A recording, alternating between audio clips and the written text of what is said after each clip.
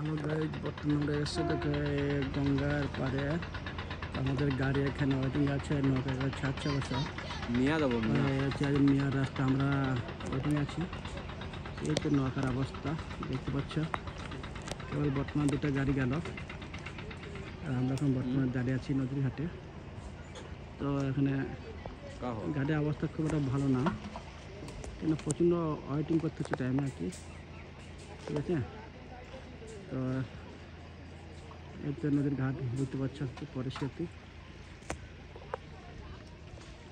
আমি কিছু বলি না, নিচে ঘাটে লাগবে আমার গাড়িতে এখন ওয়েটিং এখন আছে, আমি তো কোনো গাড়ি লাগাতে পারিনি। তো আরও দুজন গাড়ি এখানে আছে অবশ্য দাঁড়াবার জন্য, ঠিক আছে।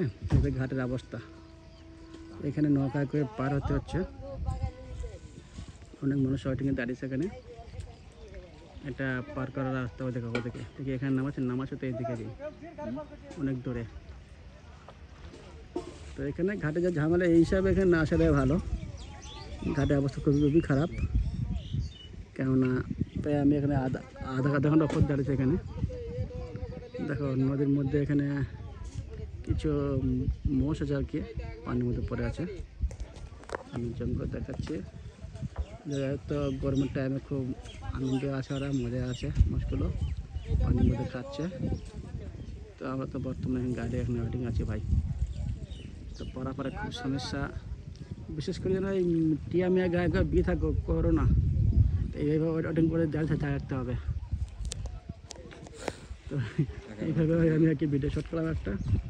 এই হচ্ছে পানির পরিস্থিতি ভাই, দেখতে পাচ্ছি যাবো না তো, এই খুব পরিস্থিতি খারাপ পানির।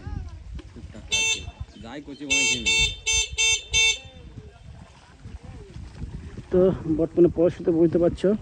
তো লেকিন নদীর ধারে ঠান্ডা হওয়ার মধ্যে খুব সুন্দর লাগছে। আমরা একটু এখানে বসে আছি গাছতলার মধ্যে। তো এই হচ্ছে আজকের অবস্থা। তো আমরা তো যাচ্ছি এক গ্রাম থেকে আর এক গ্রাম।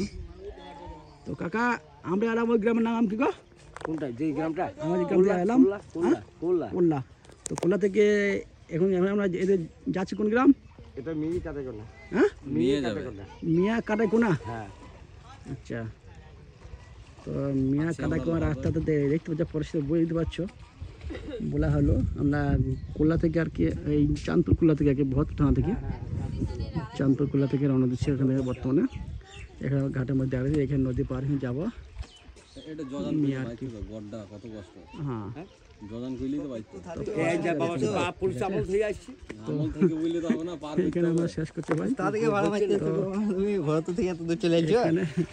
এখানে মানুষ নদীর মধ্যে স্নান আমার তো করছে, এখানেই বাড়ি। ঠিক আছে।